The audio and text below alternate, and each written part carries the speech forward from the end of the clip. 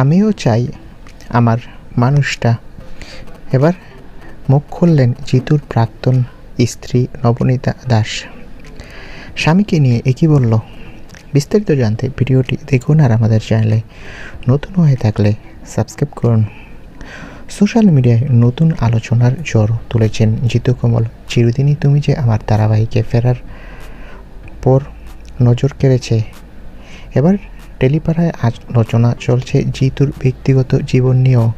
জিতুর প্রাক্তন স্ত্রী নবনীতা দাস সম্প্রতি ইনস্টাগ্রামে শেয়ার করেছেন রেড কার্পেটের একটি রোমান্টিক ভিডিও, যেখানে এড ওয়েস্টউইক এবং এমি জ্যাকসনের মুহূর্তগুলো ধরে ফেলেছে।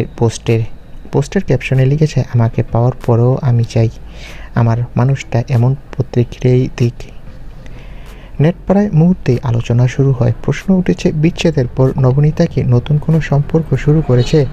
জিতুকে কি পুরোপুরি ভুলে অন্য কারো প্রেমে পড়েছেন? 2019 সালে তারা একসঙ্গে সংসার শুরু করেছিল, কিন্তু 2023 সালে বিচ্ছেদ ঘটে। তবে বিচ্ছেদের সঠিক কারণ কখনো প্রকাশ্যে আসেনি।